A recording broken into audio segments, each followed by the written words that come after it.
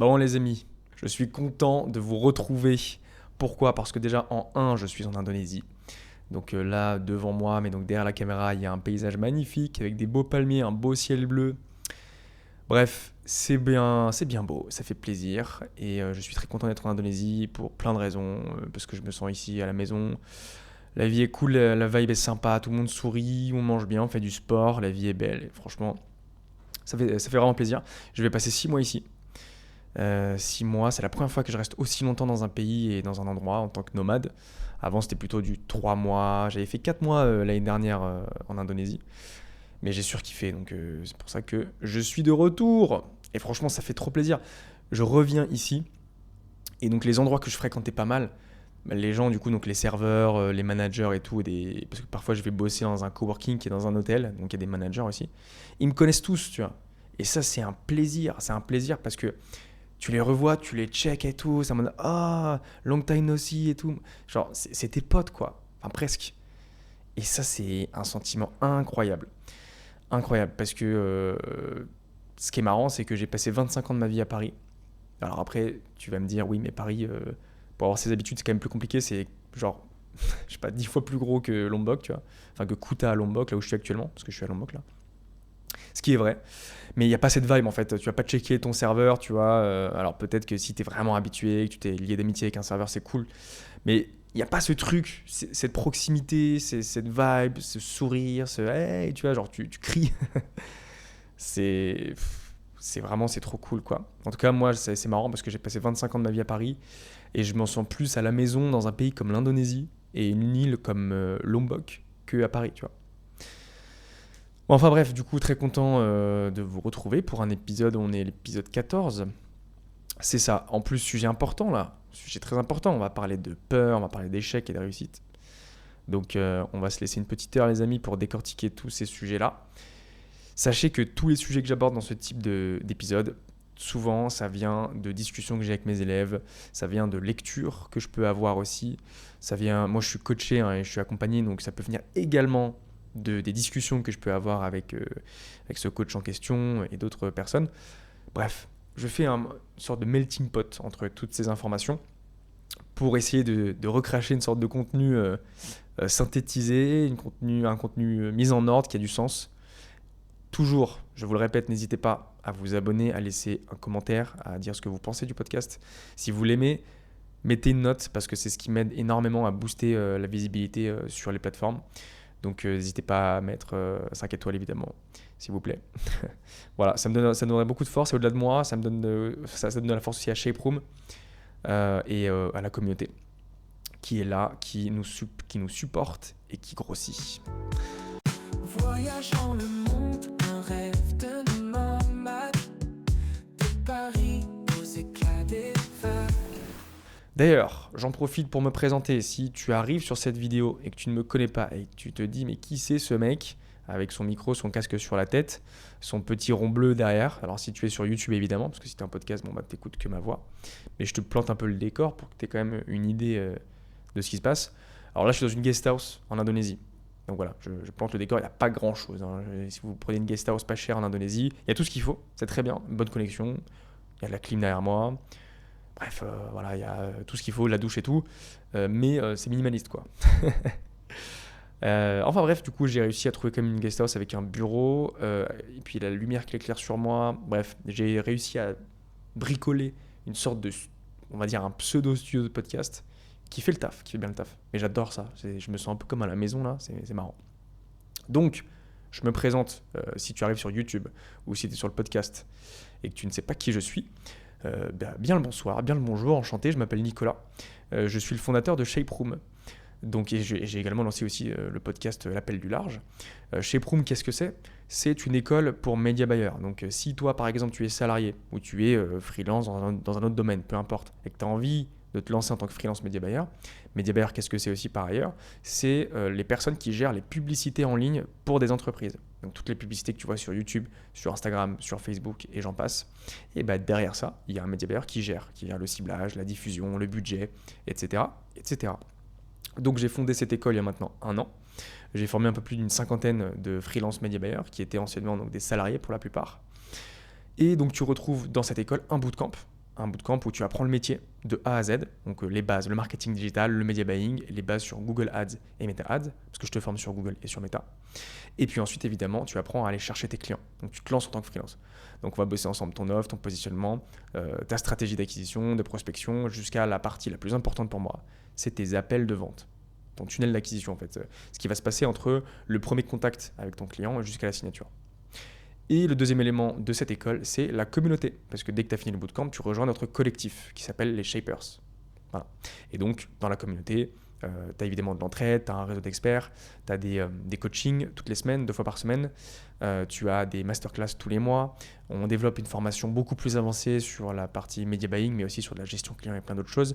Il y a aussi des trucs de fous qui vont arriver, des co-living à travers le monde, on fait déjà des coworking, on a déjà fait une rencontre. Voilà, plein de choses comme ça pour te développer en tant que freelance media buyer, mais aussi en tant que freelance tout court. Voilà, les présentations sont faites. Et écoutez, on va aujourd'hui parler d'un sujet muy importante parce qu'il s'agit de la peur. La peur de quoi? Pas de l'échec, mais de la réussite. Parce que souvent, on a peur, on se dit qu'on a peur de l'échec, en fait, on a peur de ne pas trouver de clients. Mais derrière ça, c'est ce qui est surtout... je trouve impactant. Et moi, ce que je remarque très souvent, c'est qu'en fait, mes élèves, ils préfèrent se prendre des noms. Alors, on préfère se prendre des noms, c'est comme une technique de fuite, et on va aborder d'ailleurs ce sujet. Ils préfèrent se prendre des noms plutôt que se prendre un oui. Parce que derrière, c'est oh putain. Ça y est, déjà, ça devient réel. Du coup, c'est stressant, ce qui est normal. Hein. C'est comme avoir le trac quand tu fais une présentation ou quand tu fais une pièce de théâtre, par exemple. Bah, en fait, sur le moment même, peut-être si tu es débutant, si tu te lances, peut-être que tu as plutôt envie d'être dans ton lit sous la couette tranquillement que d'être face à 100, 500 personnes ou plus sur une scène. Et donc en fait, c'est la peur surtout derrière que ça se passe, la peur de réussir. Et in fine, en fait, c'est surtout le juste après que ça réussisse. C'est merde, qu'est-ce qui se passe derrière? Et en fait, c'est la peur aussi potentiellement d'échouer derrière, que ça se passe pas bien avec ton client. Typiquement, je reprends l'exemple aussi là, de la pièce de théâtre ou de la présentation, et bah, que ça se passe mal en fait dans ta pièce de théâtre quand tu es sur scène. C'est de ça dont tu as peur en fait, que ça foire quoi. Donc on va parler de tout ça, évidemment centré freelance. Parce que ici, si tu regardes cette vidéo, c'est que potentiellement tu t'intéresses au freelancing, tu as envie de te lancer en freelance. Tu m'as peut-être déjà vu sur YouTube ou je ne sais où. En tout cas, si ce n'est pas le cas, je viens de me présenter, donc tu sais qui je suis maintenant.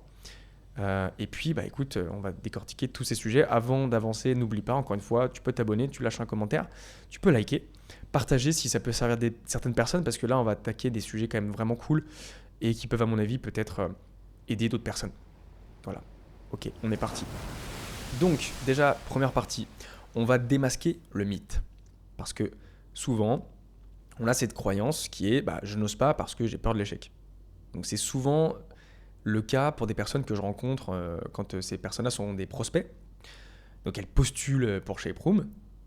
Mais en fait, à chaque fois, c'est plein de questions autour de comment on fait pour avoir un client. Il y a pas mal de choses en fait qui sont en rapport, surtout au-delà de l'aspect technique, de l'aspect, opérationnel de la chose pour aller chercher des clients. En fait, ça renvoie surtout à des peurs intérieures finalement. Et puis, ça nous renvoie à nous-mêmes. Mais c'est justement ça qu'on va décortiquer parce qu'en fait, c'est une croyance qui est erronée, le fait d'avoir peur de l'échec. En réalité, on a peur de la réussite. Et en gros, pourquoi je dis ça? Parce que l'échec, tu le connais déjà.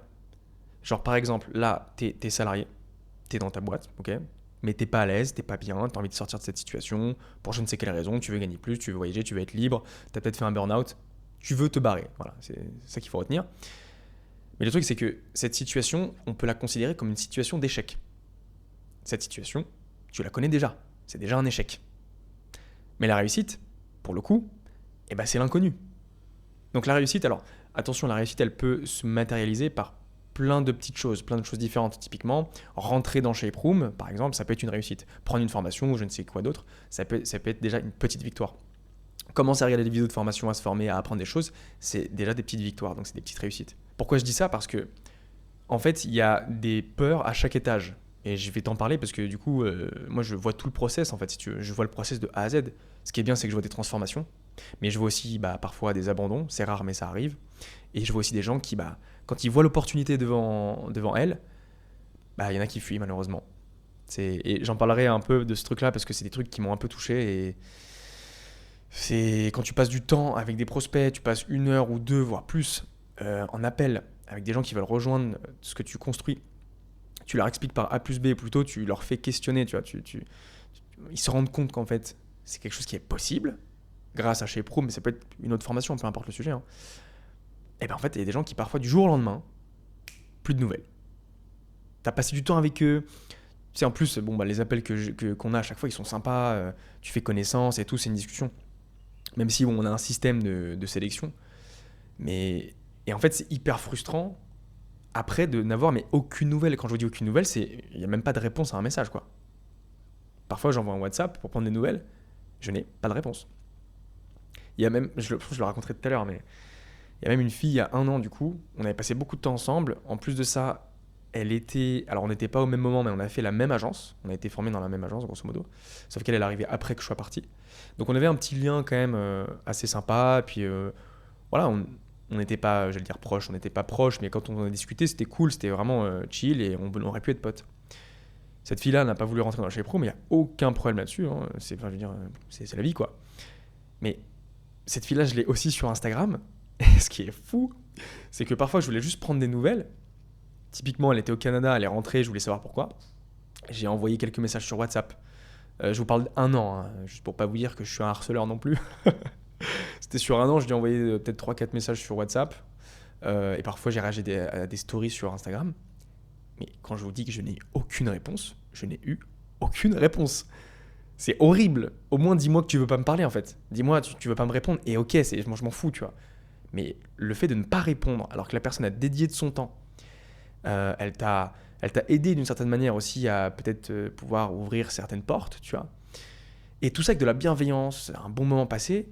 Mais pour moi, la moindre des choses, c'est juste d'être honnête envers la personne qui t'a dédié du temps et avec qui t'as passé un bon moment, tu vois. Et voilà, il y a des gens qui... Technique de fuite, en fait, on appelle ça. Mais vas-y, on va passer ces sujets-là. Bref, du coup, démasquer le mythe, c'est très simple. En vrai, tu n'as pas peur de l'échec, tu as peur de ce qui se passe derrière. Quand l'opportunité arrive, c'est ça qui fait peur. Et en fait, je vais t'expliquer avec une analogie, tu vas bien comprendre, et j'en ai déjà parlé dans un autre épisode.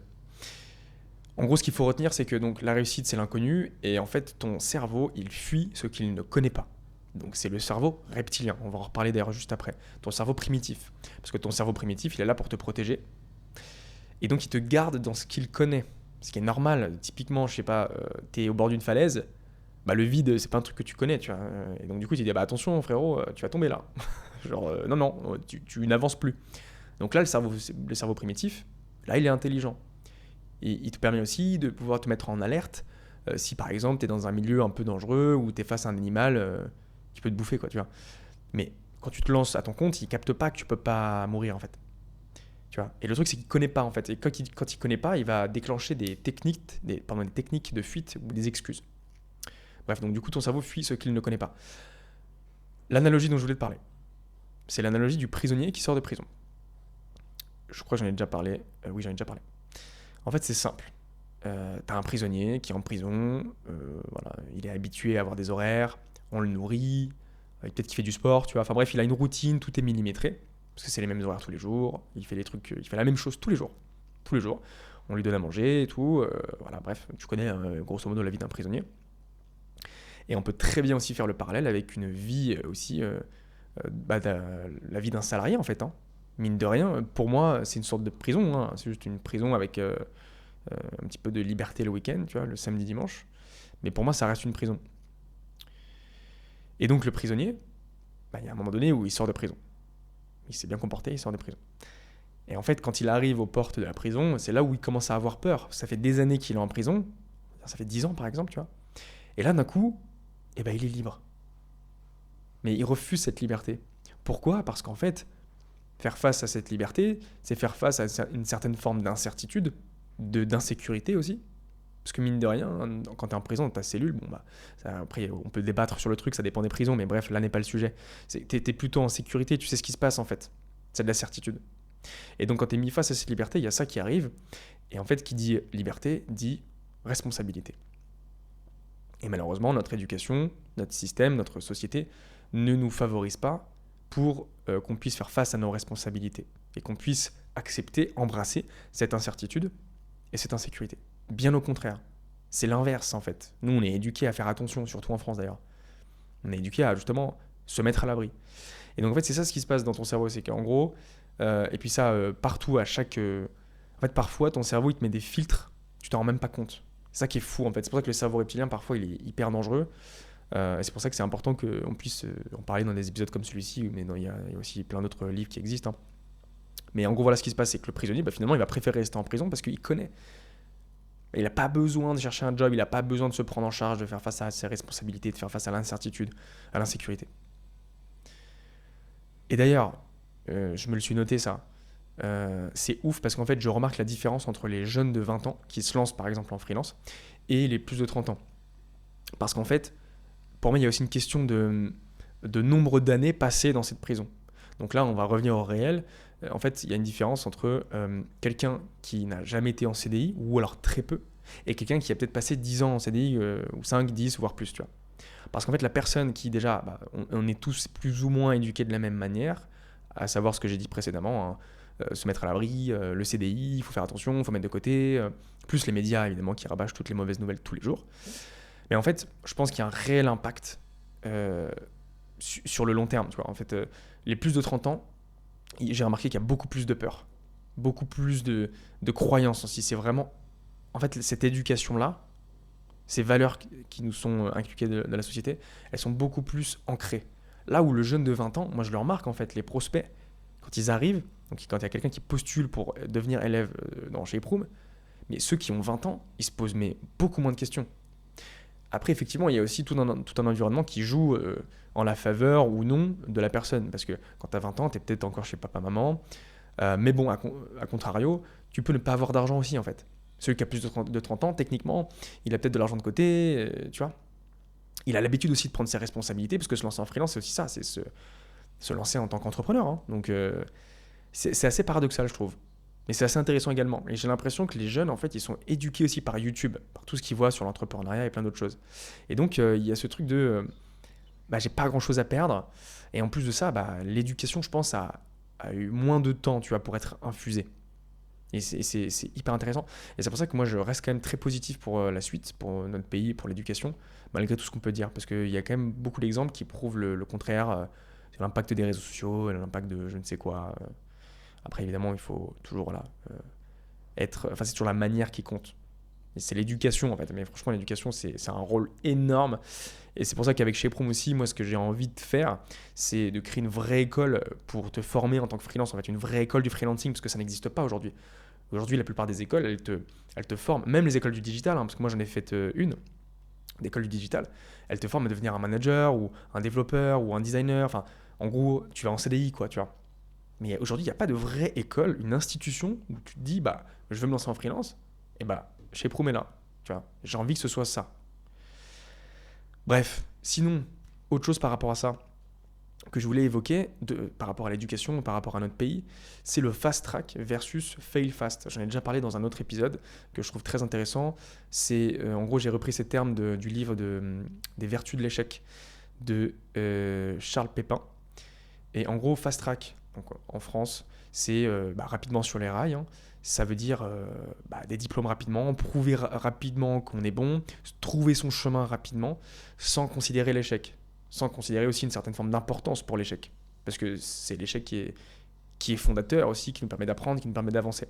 Et donc versus fail fast, donc c'est échouer rapidement, qui est plutôt côté américain, comme d'habitude. Hein. Et en fait, on a été éduqué à fuir cette incertitude et cette insécurité, comme je l'ai dit tout à l'heure. On est conditionné à faire attention, à se mettre à l'abri, et non à conquérir, en fait. Tu vois, on n'est pas éduqué à ça. On n'est pas éduqué à vivre, à se développer, en fait. Et c'est très intéressant parce que je me disais un truc, c'est que tu vois, dans une entreprise, tu as souvent deux types de personnes. Quand je parle d'une entreprise, je parle surtout des entrepreneurs, hein, ceux qui vont monter la boîte. Tu vas avoir le mec qui va tirer la boîte, qui va faire qu'elle va se développer, qui est très important évidemment, mais tu as aussi un deuxième rôle qui est tout aussi important, c'est le mec qui va faire en sorte de ne pas faire reculer la boîte. Parce que le mec qui va tirer la boîte, qui va faire que cette entreprise se développe, il peut prendre des risques. Et ces risques-là peuvent faire reculer l'entreprise. Et donc du coup, ce qui est très intéressant, c'est une deuxième personne qui, lui, son rôle, c'est de faire attention pour que la boîte ne recule pas. Et c'est intéressant parce que j'ai l'impression qu'en France, on est éduqué seulement à ne pas faire reculer sa vie. Et pas forcément à la tirer vers le haut. Ça, c'est un truc qui m'a sauté aux yeux. Première partie étant faite, on a parlé déjà du mythe. Donc on a démasqué le mythe. Et maintenant, on peut attaquer les racines profondes. Parce qu'en fait, ce qui traduit cette peur, que ce soit la peur de l'échec comme la peur de la réussite, hein, mais ici, en fait, ce qui fait flipper, c'est surtout l'opportunité, à l'image du prisonnier qui sort, qui a la liberté, qui a cette opportunité devant lui, et ben en fait, il fuit. Comme les prospects dont je vous parlais tout à l'heure, et l'opportunité qui est là, et ben on fuit. Ou encore les élèves qui sont dans mon accompagnement, ce qui leur fait peur, c'est d'avoir un oui, en fait, c'est d'avoir, ok, bah ouais, viens, on bosse ensemble. Parce qu'en fait, non, en fait, je reste dans ce que je connais. Ce que je connais, c'est rien, en fait, pas de clients. Mais évidemment, on travaille tout ça pour aller chercher des clients. Parce que, d'ailleurs, petite parenthèse par rapport à ça, moi, je n'aime pas les formations ou les accompagnements qui te promettent directement un client. Je déteste ça, parce qu'en fait, quand tu es en freelance, tu es entrepreneur, tu es censé être indépendant. Tu es censé faire face à une certaine forme d'insécurité, d'incertitude. Et je trouve que donner un client d'office, c'est répéter un schéma que je viens de décrire, une éducation où en fait tu es infantilisé, tu es allaité. Pour moi, le but d'un accompagnement en tant que freelance, enfin pour un freelance, c'est le but d'une formation, ce n'est pas forcément que tu ailles pêcher pour le freelance, mais c'est de les apprendre à pêcher. C'est que ces freelances-là deviennent, enfin ces futurs freelances, ces freelances en devenir, deviennent des pêcheurs en fait. Parce que demain, imaginons que tu rejoins un accompagnement, une formation qui te promet un client. Très bien. Mais derrière, il se passe quoi? Imaginons que ton client, tu le perds. Si tu ne sais pas prospecter, si tu n'as pas le mindset pour aller vers ton marché, si tu n'as pas le mindset pour aller chercher tes clients, savoir leur parler, etc., tu fais comment? C'est ça le problème en fait. C'est ça le problème. Et en plus de ça, si imaginons que tu es spécialisé sur un marché et qu'en plus de ça, on t'a donné un client, bah en fait, imaginons encore une fois, le marché ne te plaît pas. Qu'est-ce que tu fais derrière? Tu as un marché, tu es spécialisé sur un marché, tu es spécialisé avec un client, donc tu as donné un client, mais si ça se trouve, ce marché, tu l'aimes pas, et ça se trouve, le client, il va partir, et du coup, tu fais quoi? Il faut qu'en fait, les formations aujourd'hui et les accompagnements puissent, à l'image de l'école, hein, il y a des bonnes choses dans l'école, puissent donner des bases vraiment fondatrices qui te permettront d'aller de l'avant et d'aller te débrouiller, en fait, même si il faut un écosystème qui aide. C'est pour ça que moi, mes élèves, du coup, ils ont des opportunités pour aller choper des clients qu'on leur propose. Mais ce n'est pas prévu, ce n'est pas d'office, c'est sûr, tu as un client. Parce que ça, c'est juste une technique pour signer encore plus d'élèves, c'est tout. Mais ça ne t'apprend pas à être freelance, tu vois. Ce n'est qu'un écran de fumée, en fait. Enfin, c'est comme si dans une entreprise, on te dit, de toute façon, direct, tu as la prime à la fin de l'année, même si tu fais pas les objectifs, t'inquiète, pour que tu puisses rentrer dans l'entreprise. Mais ça se passe pas comme ça. Enfin, tu es censé prouver pour avoir comment dire, pour avoir un rôle en fait sur le chiffre d'affaires de l'entreprise. Tu vois, si tu matches pas les objectifs, t'as pas de prime, tu vois. Enfin, voilà, c'était ma conception des choses. Maintenant, j'en reviens du coup aux racines profondes, à savoir les blessures qui peuvent être liées à l'enfance et l'impact que ça peut avoir sur le cerveau. Parce qu'en fait, souvent, les peurs qu'on peut avoir à ce niveau-là, qui peuvent être rassurées du coup comme je le disais là, quand on te donne un client, c'est comme si on mettait un bout de scotch, tu vois, sur quelque chose qui fuit. Je pense que tu as peut-être le même en tête, où tu as un gros tonneau d'eau qui fuit, on met un scotch. À peu près ça, quoi. Justement, ces blessures, il faut aller les voir. Tu vois, il faut essayer d'y faire face, et c'est pour ça qu'on va parler de tout ça. Je vais te présenter une élève, enfin je vais pas te présenter, je vais pas te dire son nom, mais je vais te présenter plutôt une situation, une discussion qu'on a pu avoir. Parce qu'en gros, ce qui se cache derrière cette peur de réussir, c'est la peur de ne pas être à la hauteur, en fait. C'est la peur de perdre l'amour ou perdre l'approbation. Parce que ce que tu veux, toi, avec ton client, c'est que ton client, il te kiffe. C'est que ça se passe bien, que tout soit beau, etc. C'est que tu ne fasses pas face à l'obstacle, en fait, pour avancer. C'est que tu veux éviter l'obstacle, à l'image des formations ou des accompagnements qui proposent directement des clients. Et donc, en fait, in fine, ce que tu veux, c'est être aimé, en fait, parce que derrière, tu as peur d'être rejeté, tu as peur de ne pas être aimé. Et en fait, c'est exactement ce qui s'est passé avec une élève, c'est-à-dire que, en fait, avec sa manager là, dans l'entreprise dans laquelle elle était avant, l'a rabaissée sans cesse. Donc, il y avait ce truc comme une forme de non-acceptation, tu vois, de la personne et peut-être aussi du groupe. Il y a aussi ce truc de, tu te sens pas forcément aimé, accepté. Et en plus de ça, dans une entreprise, tu as un schéma, je ne sais pas si tu connais, tu as toujours en fait, dans toute relation sociale, tu as toujours le rôle enfant, adulte, parent. Et donc, du coup, c'est encore plus présent en entreprise. Pourquoi ? Parce qu'en fait, en entreprise, tu as une hiérarchie. Donc, tu as ton manager, tes boss, bref. Et donc, quand tu es employé, tu te mets naturellement et inconsciemment dans ce rôle de l'enfant. Et donc, pourquoi je te dis ça ? Parce qu'en fait, ce que tu peux subir en entreprise, ce que tu peux vivre en entreprise, peut avoir un impact beaucoup plus considérable, beaucoup plus impactant que tu ne le penses. Pourquoi ? Parce que, par exemple, tes parents te disent « t'es comme ci, t'es comme ça », tu le sais, ça aura une influence quand même assez considérable sur toi. Tu vois, la construction qu'on a durant notre jeunesse, quand on est dans notre famille, ça a une influence. Et donc, en fait, ça peut se reproduire dans l'entreprise. Donc, en fait, ce que te dit ton manager a donc une répercussion énorme sur ton caractère et ta manière de te considérer. Donc, en l'occurrence, cet élève, la manager, elle n'arrêtait pas de la rabaisser, elle n'arrêtait pas de lui dire clairement ce que tu fais, c'est de la merde, quoi. Et même, elle la faisait sentir inutile. Et donc, ça, c'est hyper impactant. Et en fait, à ce moment-là, le truc, c'est que ton cerveau primitif, il va associer la réussite à du danger. Parce qu'en gros, toi, ce que tu veux, c'est bien faire ton travail, tu vois. Et toi, pour toi, tu le fais bien. En tout cas, tu donnes tout. Donc là, tu fais tout pour que ce soit bien, et techniquement, c'est toujours un minimum bien. Le problème, c'est que du coup, en fait, à ce moment-là, ton cerveau peut potentiellement relier les deux en mode, en fait, j'essaye de faire du bien, j'essaye de réussir, mais je n'ai pas ce que je veux, et donc danger. D'autant plus que quand tu te lances en freelance, tu as un changement d'identité. C'est-à-dire que tu passes d'une identité A à une identité B. Tu passes de salarié, par exemple, à freelance, entrepreneur. C'est pas du tout la même chose, c'est pas le même cadre. T'es pas dans une entreprise, t'as pas forcément de collègues, t'es seul. C'est d'ailleurs pour ça que je fais une communauté dans ShapeRoom. Bref, et puis même, tu gères une entreprise, tu gères ta compta, il faut aller chercher tes clients, il faut s'en occuper. Enfin, il y a beaucoup de trucs qu'on ne t'apprend pas à l'école, ni en entreprise, que tu découvres à ce moment-là. Donc, changement d'identité. En plus de ça, tu peux avoir de l'isolement, des responsabilités, et donc il y a une forme de perte de contrôle. Là où l'entreprise te met un cadre, et en fait, t'es infantilisé parce que c'est eux qui contrôlent. Là, c'est toi qui contrôles. Et donc, du coup, t'es un peu en mode ouh là là là là, ça tremble. Et le truc, c'est que ce qui est sous-jacent à tout ça, si tu réussis en tant que freelance, quelque part, tu sors du clan.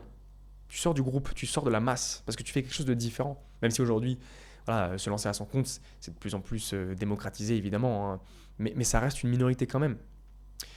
Et donc, du coup, potentiellement, il peut y avoir ce truc de changement de statut, de changement de vie, de changement de caractère, de plein de choses comme ça. Et en fait, c'est assez inconscient. Mais cette étape-là, ton inconscient le traduit comme « Ok, si je réussis, je risque d'être rejeté. » Et en plus de ça, imaginons, je vais m'expliquer après sur le fait d'être rejeté. Parce qu'en fait, demain, tu as un client, tant mieux si ça se passe bien. Dans tous les cas, tu seras différent des autres. Et donc là, ton cerveau primitif se dit « Ok, on est différent des autres, on est différent du groupe. Du coup, on peut être rejeté, mon gars. On peut ne plus avoir d'amour. » Et donc en fait, quand tu es rejeté du groupe, quand on était, nous, animaux sauvages, en fait, t'es une proie, quoi. Parce que t'es tout seul. Donc t'es une proie. Et donc t'es mis face à la mort. C'est ça ce qui se passe dans ton cerveau primitif, en fait.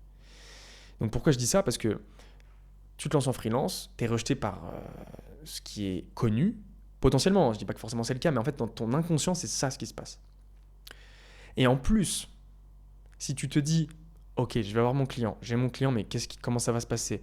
J'ai peur que ça ne marche pas, j'ai peur que mon client il m'accepte pas, j'ai peur qu'il n'y ait pas de résultat. » Non seulement tu as peur d'être rejeté par ton client, pas d'amour et j'en passe, mais en plus, si tu te dis « Putain, je fournis tous ces efforts pour essayer de réussir, mais derrière il y a la possibilité que ça échoue », qu'est-ce que vont penser le groupe que j'ai quitté ? Parce que ce que tu peux t'imaginer, et c'est plus dans l'inconscient encore une fois, c'est que, en fait, toi qui as tout fait pour sortir du groupe, te lancer en tant que freelance, si tu échoues, ce dont tu as peur, c'est de revenir en arrière.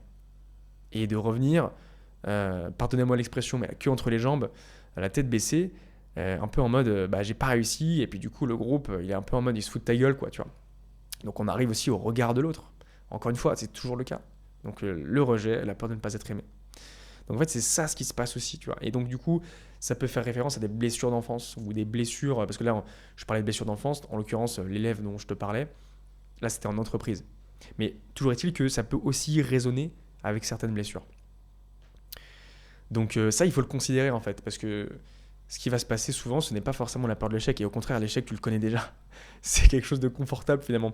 Tu vois, c'est jamais été en freelance, jamais eu de client, et si j'en ai pas, ça va pas changer grand chose à ma vie. Mais si j'en ai un, oulalalala, pour tout ce qu'on vient de se dire. Et donc du coup, troisième élément, donc on a démasqué le mythe, on a fait le lien aussi avec les potentielles racines profondes, donc les blessures d'enfance, les blessures tout court, et puis en fait ce qui se passe aussi dans ton cerveau reptilien. Et donc du coup, il y a un mécanisme d'auto-sabotage, c'est la troisième partie. Donc ça, en fait, bon, j'en ai déjà parlé, donc on va passer assez vite sur cette partie-là, mais euh, encore une fois, c'est ton cerveau reptilien primitif qui déclenche tous ces écrans de fumée, ce mécanisme d'auto-sabotage. Donc, comment ça peut se traduire, cette peur-là encore une fois, comme je te l'ai dit tout à l'heure, des fois, ton cerveau, il te met des filtres et tu t'en rends pas forcément compte. Et donc, ça se traduit par de la procrastination, quand il faut les prospecter, par exemple. Ça peut être aussi du refus ou mal gérer une opportunité. Mais toi, tu as l'impression que c'est pas fait exprès. Mais c'est ton cerveau qui te fait agir comme tel, en fait. C'est ça qui est fou. Le cerveau humain est incroyable, hein, d'ailleurs. Petite parenthèse, mais moi, je trouve ça fou quand même. Et aussi, tu as le fait de se préparer à l'infini, tu vois. Moi, j'ai des élèves qui, parfois, ils se sentent obligés de tout connaître, de tout savoir. Mais tu peux pas tout savoir. C'est pas possible, ça n'existe pas. Mais surtout dans le media buying, d'ailleurs, dans la publicité en ligne, hein. Je veux dire, même moi, je connais pas tout, hein. Ça évolue tout le temps. Et donc ça, faut faire attention parce qu'il y a ce truc de non, je suis pas encore prêt, je suis pas encore prêt. Mais il y a jamais un moment où tu seras prêt en fait. Voilà, faut s'enlever cette idée de la tête. Et on peut revenir aussi en arrière parce que là, je te parle de quand tu te lances en freelance pour aller trouver tes clients. Mais tu vois, quand j'ai des personnes qui veulent rejoindre chez Prom et qui ensuite me donnent plus de nouvelles, bah ça, c'est aussi une technique de fuite. Donc en fait, il y a des personnes qui s'inventent des excuses. Il y a des personnes qui vont me dire ah bah non, moi je vais pouvoir être disponible et je vais être prêt d'ici le mois de septembre par exemple. Et puis ensuite, tu recontactes fin août, début septembre, comme par hasard, silence radio. Tu vas avoir. Qu'est-ce qu'on m'a sorti comme autre excuse? Ah oui, on m'a dit oui à la fin de l'appel, j'ai pas trop aimé quand tu m'as posé des questions. Parce qu'en fait, parfois, il y a des gens qui bégayent à la fin quand il s'agit de. Comme le prisonnier qui veut se lancer, pardon, qui veut sortir de prison. Bah, le prisonnier, il bégaye. En fait, il est en mode oh putain, oh putain. Et bah, et des gens, quand je leur dis concrètement comment ça se passe dans chez les pros, mais que c'est une opportunité pour eux, si c'est le cas en tout cas, en fonction du profil et du projet, et bah parfois à la fin c'est oui d'accord, alors je reviens vers toi, faut que je regarde d'un point de vue financier si c'est bon. Ah ok d'accord, mais je comprends pas, tu me disais que tu gagnais tant, que tu avais tant de côté, ça me semblait être ok pour toi, non? Oui oui, mais faut quand même que je regarde et tout. Je fais ok, t'as besoin de combien de temps? Je pense que 24 heures ça ira, non? Si tu veux, si t'as le temps. Oui, non, mais en fait, c'est pas l'aspect financier, c'est juste que j'ai besoin d'y réfléchir et tout. Et là, en fait, t'arrives à des peurs, en fait, hein, tout simplement. L'opportunité est là. Encore une fois, il y a cette peur, comme le prisonnier qui sort de la prison. C'est en mode, non, non, non, mais je reste dans ce que je connais, en fait. Je suis pas prêt à ça. Et donc, il y a plein de techniques de fuite comme ça. On m'a aussi fait des techniques, mais des trucs, mais mec, genre, on dirait des excuses t'es en CP, quoi. Enfin, t'es au collège. On a dit oui, j'ai des problèmes de santé et tout, je peux pas assister à l'appel, je sais pas quoi. On m'a déjà dit quoi d'autre? Oui, j'ai eu un décès dans ma famille. La technique de la grand-mère qui est morte. Ah, mais je vous assure que c'est vrai tout ce que je vous dis, hein. C'est fou.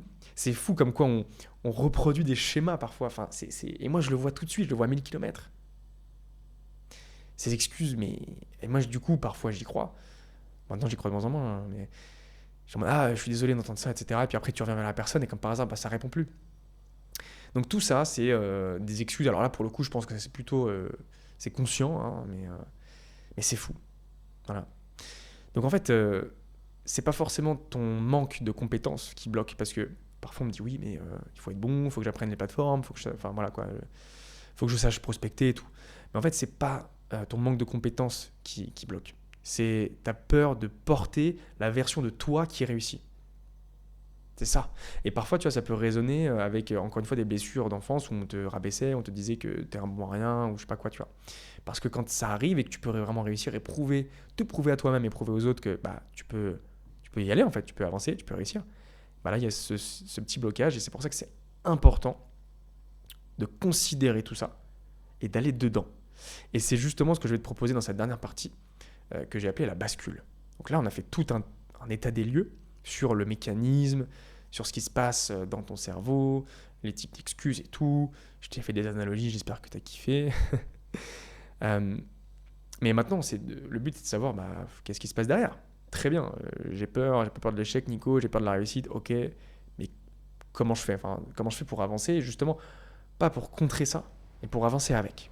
Et ça, c'est important. Donc, la bascule. Déjà, le but, c'est de recadrer. C'est-à-dire que la peur de réussir est en réalité une preuve que tu es sur le bon chemin. C'est déjà juste d'accepter ce truc-là. Parce qu'en fait, comme on est éduqué à l'opposé, c'est-à-dire qu'en fait, quand tu as peur, c'est attention, attention, attention. Il faut comment dire, Il faut mettre de côté, il faut se mettre à l'abri, etc. C'est attention, dès qu'il y a un truc inconnu, voilà, il y a une peur qui se déclenche, et on fuit. Donc déjà, c'est essayer de recadrer ce truc-là, parce que cette peur de réussite, et même la peur de l'échec, ou n'importe quelle peur, en fait, c'est un signal, c'est quelque chose de bon, en fait. Cette énergie qui peut être perçue comme négative, elle est positive. Et justement, le but, c'est de transformer cette énergie négative en une énergie positive. Et donc, déjà, ça passe par le fait de considérer que cette peur-là, elle te prouve, elle te montre que tu es sur le bon chemin, que tu es au bon endroit. Ça, c'est la première chose. Ensuite, ce que je vous conseille, et moi d'ailleurs, tout ce que je vous dis dans les épisodes à chaque fois, c'est des trucs que je fais tout le temps, tout le temps, pas forcément tous les jours, mais c'est des trucs que j'ai appris, que j'ai testé, que j'ai mis en place durant ces, on est quand en 2025 ? Ah, ça fait 2 ans maintenant que je fais tout ce que je vous dis. Mais de toute façon, tout ce que je fais dans Shape Room, ce que je dis, et même sur les réseaux sociaux, sur YouTube, c'est des trucs que je fais moi, que j'applique moi-même ou que j'ai appliqué dans le passé. Donc, deuxième étape, nommer sa peur. C'est-à-dire mettre de la conscience sur sa peur. Parce qu'en fait, souvent, la peur est là parce qu'on n'y prête pas attention. Et la peur grossit parce qu'on la met sous le tapis. On est dans le déni, en fait. C'est comme le monstre sous le lit. On pense qu'il y a un monstre sous le lit, et en fait, la peur, elle grossit à mesure qu'on est de plus en plus sous la couette. Mais si on sort du lit, on allume la lumière, on va regarder sous le lit, et évidemment qu'il n'y a pas de monstre. Et c'est la même chose, en fait. C'est de mettre de la conscience sur cette peur, de la regarder droit dans les yeux. Et de voir à quel point, en fait, ce n'est qu'une perception. En fait, c'est ça qui est ouf. C'est une sorte d'écran de fumée. Parce qu'en gros, la peur est là, elle est au centre de votre attention, et vous êtes collé, en fait, à cette peur. C'est les émotions, du coup, qui sont collées à cette peur-là. L'idée, c'est de prendre du recul, de s'extirper un peu de la situation. Donc, je ne suis pas la pensée, en fait. C'est se mettre vraiment en arrière de vos pensées et de la regarder, de regarder vos pensées et de voir à quel point elles dictent votre réalité. Parce qu'il y a différentes manières de voir les situations. Donc, ce n'est qu'une question de perception. Et donc, pour ce faire, pour se mettre face à ces peurs, il y a un exercice que j'aime beaucoup, que j'ai fait et que du coup j'ai mis aussi dans Shape Room. C'est le fear setting. C'est donc un tableau avec 3 colonnes. J'en parle souvent, si tu me connais, si tu me suis, tu connais déjà l'exercice. C'est toujours bon de le rappeler et peut-être de le refaire. Parce qu'on peut le faire pour plein de choses. Donc il y a 3 colonnes. Dans la première colonne, tu listes toutes tes peurs. Et généralement, tes peurs, c'est les différents obstacles ou les différentes situations d'échec. Donc typiquement, ça se passe mal avec mon client, j'arrive pas à trouver de client. Tu vois, de mettre vraiment des peurs, des obstacles qu'on a en tête. Deuxième, donc déjà, ce qui est bien avec cette colonne-là, c'est qu'on se met face à ces peurs, on les écrit, on y met de la conscience. C'est la première étape, c'est la plus importante. Deuxième colonne, c'est comment on prévient. Donc, ok, ça se passe mal avec mon client, c'est ma peur. C'est-à-dire que j'ai un client, mais ça se passe mal. Comment je fais pour prévenir ? Je vais peut-être demander de l'aide, je vais me faire accompagner, je vais regarder des vidéos pour savoir comment bien gérer un client, bref, plein de choses comme ça. Et ensuite, troisième colonne, c'est comment tu répares. Imaginons que ça se passe mal avec un client, et donc du coup, tu n'as plus de client, c'est-à-dire qu'il part. Comment tu répares cette situation ? Donc ça veut dire, en fait, je prospecte. Je vais chercher d'autres clients, tout simplement. Et en fait, ce qui est intéressant avec cet exercice, c'est que tu te rends compte qu'en fait, toutes ces pensées, ces peurs ne sont que des écrans de fumée, ne sont que des constructions mentales. Parce que derrière, t'es pas mort, tu vois. Derrière, il se passe rien, tu vas continuer à prospecter, quoi. Point. C'est tout. Donc on arrive sur la troisième étape. L'idée, c'est d'avancer avec ces peurs, car c'est ça, être courageux. Donc l'idée, c'est faut pas nier la peur, quoi. Ça sert à rien, parce qu'en fait, ça marche pas. Donc tout ce que tu peux voir par exemple sur Instagram, les hustle mode, allez, tu te lèves à 7h du mat, douche froide, bam, tu fais du sport, t'as peur, vas-y, t'avances quand même, tu vois. C'est débile. Enfin, moi personnellement, je trouve ça débile. Il y a du positif là-dedans, hein, attention. Hein. Mais l'idée, c'est quand même d'aller voir sa peur, parce que c'est ça être courageux, justement. C'est d'aller voir sa peur. C'est pas forcément de dire, je devrais pas être comme ça, hustle mode, vas-y, j'avance, quoi. Non, justement. Et en plus de ça, ça va te permettre de faire des bons, parce que tu vas comprendre qui tu es. Et la connaissance de soi, c'est une clé, c'est une putain de clé. Et c'est ça qui va faire la différence en tant que freelance et aussi en tant qu'entrepreneur. Mais au-delà de ça, c'est aussi en tant que personne. Quand tu vas voir tes blessures, tes peurs, que tu les traites. Mais au-delà de les traiter, c'est pas forcément de les régler, c'est de les voir, de les considérer et d'avancer avec. C'est ça qui fait la différence. Et ensuite, pour moi, c'est ça être courageux, tu vois. Parce qu'en plus, tous les grands de ce monde, que ce soit Elon Musk, Jeff Bezos, Emmanuel Macron, enfin bref, tous les plus grands de ce monde, ils ont des peurs, ils ont des doutes. Et ce qui fait la différence, c'est qu'ils avancent avec. Point. À la ligne. Alinéa. Bon, on continue. Autre chose que je me suis noté aussi, éviter la comparaison et la motivation constante. Donc ça fait référence à ce que je disais quand vous voyez des trucs sur YouTube ou sur Instagram. En fait, on a naturellement ce truc qui est de se comparer aux autres en fait. C'est vrai que c'est pas facile, hein, pour le coup, ça je le reconnais. Quand tu es sur LinkedIn, tout le monde se vend, bref, ça peut être compliqué. Mais en fait, tu peux pas te comparer. C'est-à-dire que si tu te lances en freelance ou en tant qu'entrepreneur, ou tu lances un projet, bah, tu es à la page 1. Donc tu peux pas te comparer à un mec qui est à la page 20, tu vois. Tu peux t'en inspirer. Ça, c'est important, de s'inspirer. Mais ça sert à rien de te comparer parce que c'est incomparable. C'est comme si tu comparais Paris et Lombok, là où je suis actuellement. Ça n'a pas de sens de comparer. Mais c'est difficile. Et donc, pour moi, les meilleures techniques que j'ai, c'est ce qui va arriver par la suite. Mais déjà, tu peux couper LinkedIn, tu peux couper des trucs comme ça. Ou sauf si toi, c'est de l'inspiration, hein. Mais sinon, il faut éviter. Mais sinon, j'ai des outils que je vais te présenter là maintenant qui vont te permettre en fait d'éviter cette comparaison. Donc, ce qu'il faut en fait, surtout pour pouvoir avancer avec ses peurs et pour pouvoir réussir, mais en étant à l'aise, même si, encore une fois, il y aura toujours ce syndrome de l'imposteur, cette peur, ça sera toujours là. Ça, il faut le garder en tête. Mais ce qui fait la différence, c'est le fait d'être aligné. D'être aligné avec ce que tu fais et avec qui tu es. Et attention, c'est pas un truc qui, comme ça, du jour au lendemain, ah ça y est, je me sens aligné, je me sens trop bien, je suis trop fort. Non, c'est un travail de tous les jours. Et plus tu vas être dans l'action, plus ça va fonctionner. Parce que les trucs mindset et tout, c'est bien beau, hein. Les devs perso et tout. Mais le développement personnel, ça ne se lit pas, ça ne s'écoute pas. Même si là, je te fais un podcast là-dessus. Mais en fait, ça se vit. Bon, c'est pour ça que dans tout ce que je te dis, et dans tout ce que je fais comme vidéo, à chaque fois, c'est très souvent de l'applicable. Tu vois, c'est vas-y, fais, tu vois, fais de la merde. Parce qu'on commence toujours par faire de la merde, hein. Ce que tu commences au début, c'est forcément de la merde. Tu regardes mes premières vidéos YouTube, je pense que c'était pas ouf. Mes premières formations, c'était dégueu. Voilà, bref. Mais en tout cas, ce qui compte, c'est l'action. Parce que l'action crée l'information, pas l'inverse. Et malheureusement, on n'apprend pas, encore une fois, on retourne à l'éducation, on n'apprend pas ce truc-là, nous, quand on est enfant. On apprend d'abord à apprendre et ensuite tu agis. Mais c'est débile. C'est pour ça que chez Proom, il y a un mélange des deux. C'est-à-dire que tu as de la théorie, mais très vite, tu es dans l'application en fait. Donc, il faut être aligné. Pour ça, comment on peut être aligné? Première chose, une vision. C'est-à-dire ton toi dans un an, ton toi dans 3 ans. Ok, c'est qui tu es, qu'est-ce que tu fais, combien tu gagnes, c'est quoi ton style de vie, etc. C'est un cap. Pas besoin d'être super clair au début, d'être super précis, mais il y a déjà un cap qui est là. Ça, c'est très important parce que c'est comme un phare qui va commencer à éclairer ton chemin et à mettre du sens en fait. Tu sais où tu vas. Et donc, du coup, lié à ça, le deuxième point, c'est le pourquoi. Parce qu'il faut savoir pourquoi tu fais ce que tu fais. Pourquoi tu te lances en freelance? Pourquoi tu lances ce projet? Il y a le pourquoi pour toi. Donc ça peut être je veux plus de liberté, je veux plus d'argent, je veux me prouver des choses à moi-même. Enfin, il peut y avoir différentes raisons. Et il y a aussi le pourquoi pour le monde qui t'entoure. Donc ça, pareil, c'est des trucs que je répète beaucoup, mais parce que c'est un socle tellement important. Je le dis dans énormément de vidéos. Et c'est ce qu'on voit évidemment encore une fois dans Shape Room, mais c'est un socle tellement important. Pour moi, on devrait apprendre ça dès l'école. Mettre du sens dans ce qu'on fait en fait.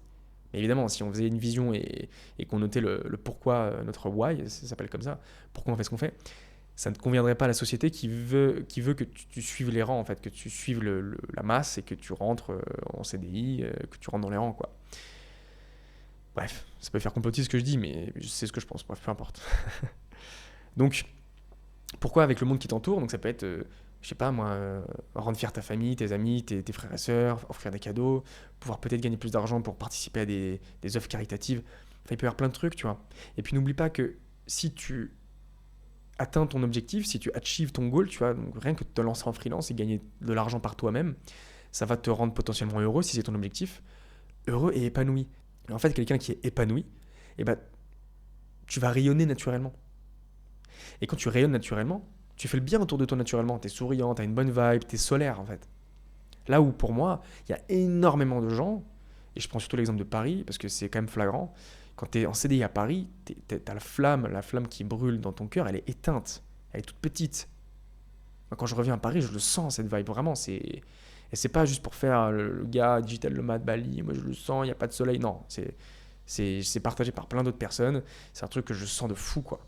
Pourquoi? Parce que tu as cette routine qui te tue à petit feu, en fait. Et parce que tu sais pas pourquoi tu fais ce que tu fais, si ce n'est gagner de l'argent. Donc, et puis, du coup, c'est pas quelque chose qui t'épanouit. Et donc, du coup, ça éteint ton rayonnement, tu es moins solaire. Donc, on a dit vision, pourquoi tu fais ce que tu fais. Et ensuite, tu as un truc très très important, c'est l'environnement. Ton environnement social et ton environnement naturel. Et ça joue un rôle énorme.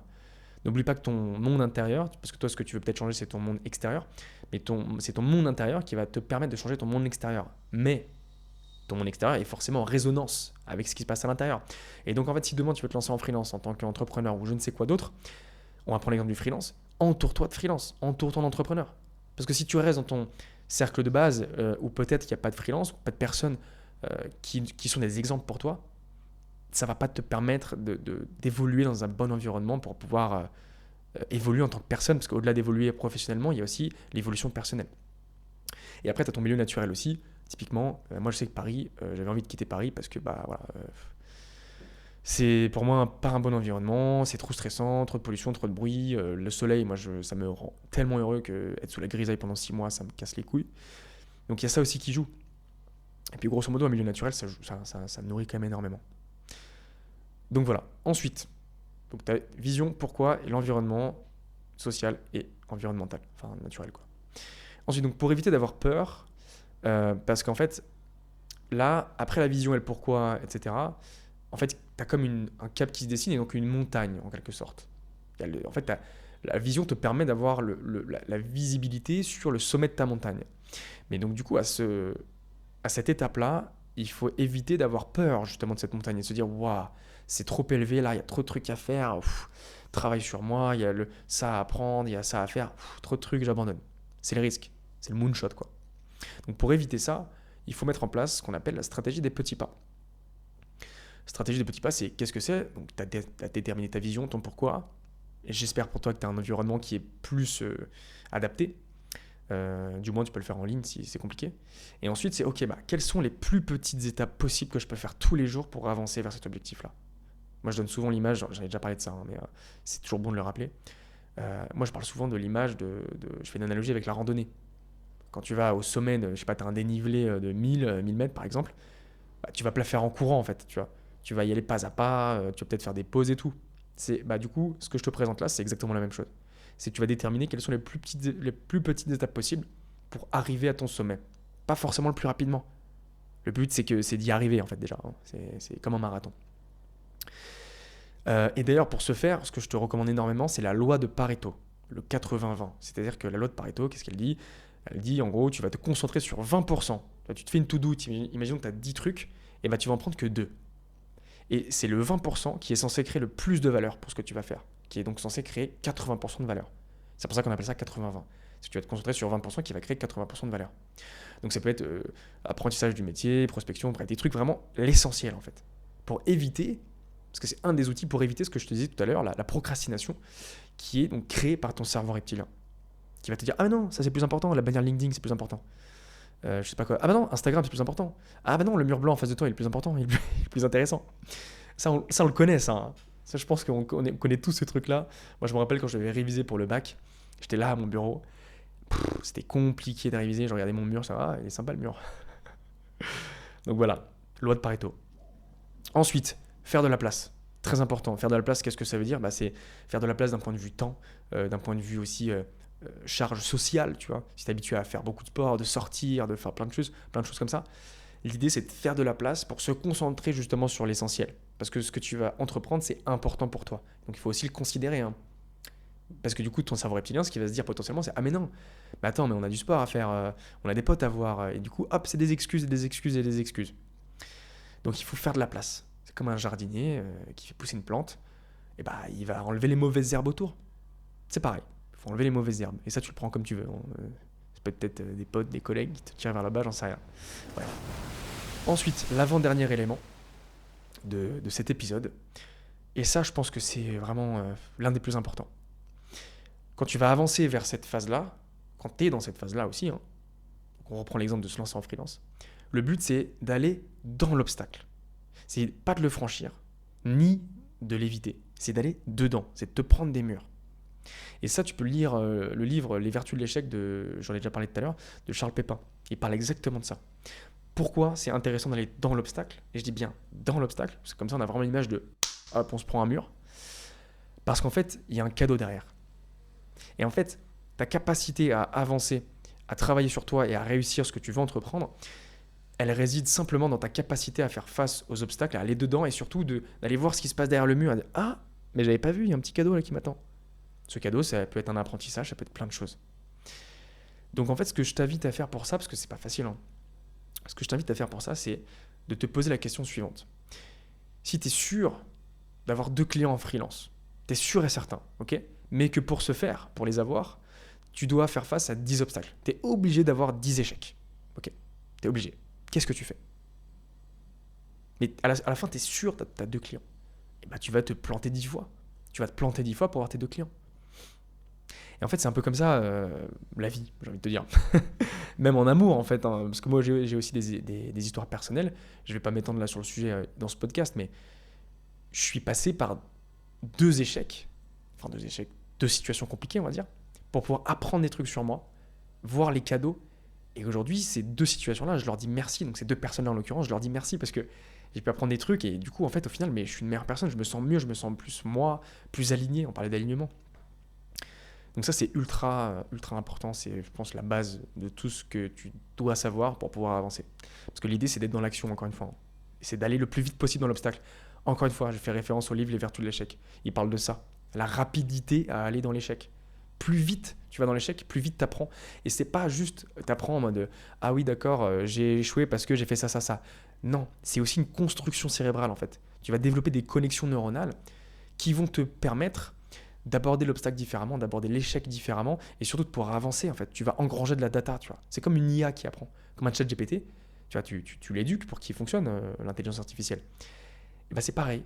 Toi, tu es comme une IA. Tu engranges de la data, tu engranges de la donnée pour ensuite pouvoir apprendre, mieux te connaître, mieux connaître ton environnement et pouvoir mieux avancer et réussir le plus possible, le mieux possible.